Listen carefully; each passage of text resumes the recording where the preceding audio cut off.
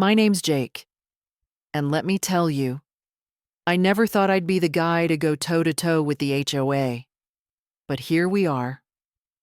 It all started when I moved into this cookie-cutter suburban neighborhood in Willow Creek, where every lawn looks like it's been manicured with a ruler and every mailbox is regulation beige.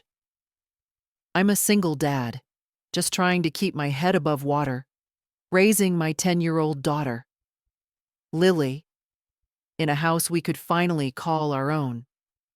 The place was a fixer-upper, but I had big plans. New paint, a little garden, maybe some outdoor rugs to make the front porch pop. That's where the trouble began. See? I put down a couple of those nice, woven outdoor rugs, navy blue with a geometric pattern, thinking they'd add some charm. Big mistake. 3 days later, I get a letter from the Willow Creek HOA, signed by none other than Karen Pritchard, the self-appointed queen of neighborhood compliance. Outdoor rugs violate Section 4.2.1 of the HOA bylaws. It read, followed by a $200 fine. $200 for rugs. I laughed it off at first, thinking it was a prank. But when I saw Karen's pinched face peering over my fence the next day, I knew she meant business. Remove them by Friday, or it's another $50 a day, she barked, her clipboard practically glued to her chest. I tried reasoning with her.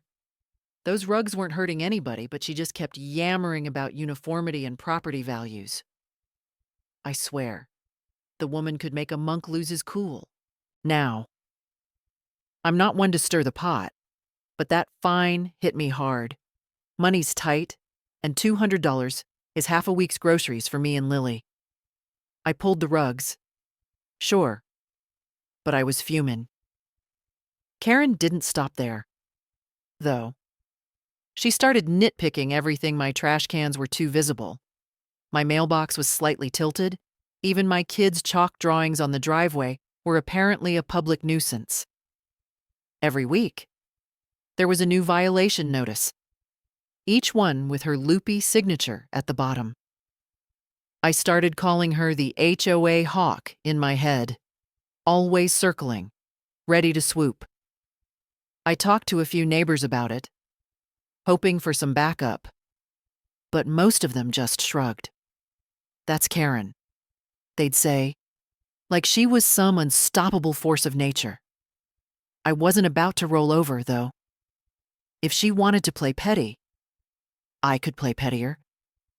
The thing is, I'm a landscaper by trade, so I know a thing or two about making outdoor spaces look good, or, in this case, making a point. I started digging through the HOA bylaws, all 47 pages of that mind-numbing drivel, looking for loopholes. And then I found it nothing, not a single word, about what material your driveway had to be. Concrete, asphalt, pavers, sure, but artificial turf, not a peep. That's when the idea hit me like a lightning bolt. Faux marble turf.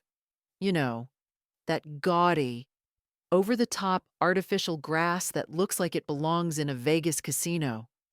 It's technically a landscaping feature, not a driveway covering. So Karen and her precious bylaws couldn't touch it. I spent a week researching suppliers, found a roll of the stuff on clearance shiny, white, with gray veining that screamed tacky luxury, and got to work. I stayed up all night, ripping up the old concrete stain on my driveway, laying down adhesive, and rolling out 800 square feet of faux marble turf. It was a beast of a job. But by dawn, my driveway looked like the floor of a Roman emperor's palace, if that emperor had zero taste. Lily thought it was hilarious, dancing around on it like it was a stage. I wasn't done yet, though, to really stick it to Karen. I grabbed a can of red spray paint and stenciled HOA sucks in big, dripping letters on a plywood board, propping it up right at the edge of my property line. Subtle, nah. Effective, you bet. The next morning, I'm sipping coffee on my porch when Karen's SUV screeches to a halt. She storms out, clipboard in hand, face redder than a stop sign. "What is this?" she shrieks, pointing at my driveway like it's a crime scene. I lean back in my chair, all casual, and say, "What? You don't like my new landscaping? It's premium faux marble." Karen? Top of the line. She's practically vibrating with rage, flipping through her bylaws like a madwoman. But I know she's got nothing. "This is an outrage," she yells. "You're making a mockery of this neighborhood."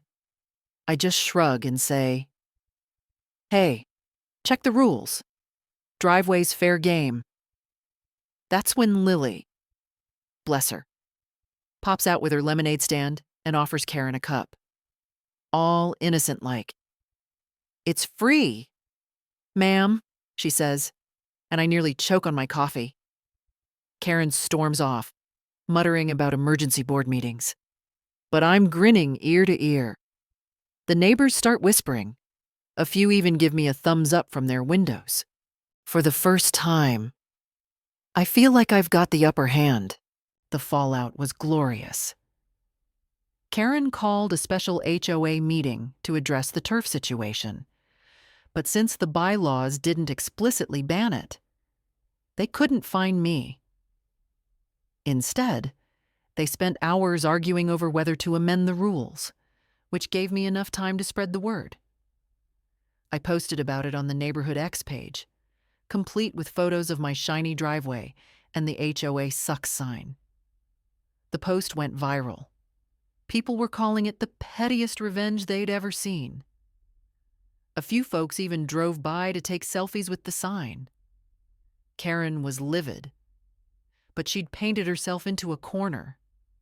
She tried doubling down, sending me a new violation for the sign, claiming it was offensive, but I'd already checked free speech. Baby. The sign stayed. Eventually, the HOA backed off, probably because they were sick of the online roasting. My driveway's still there, gleaming like a bad decision. And every time Karen drives by, I give her a little wave. Lily started calling it the marble miracle. And I'm not gonna lie, it feels pretty damn good. So, what do you think? Was I wrong to go full petty? Or did Karen have it coming? Drop your thoughts below, I'm all ears. The end.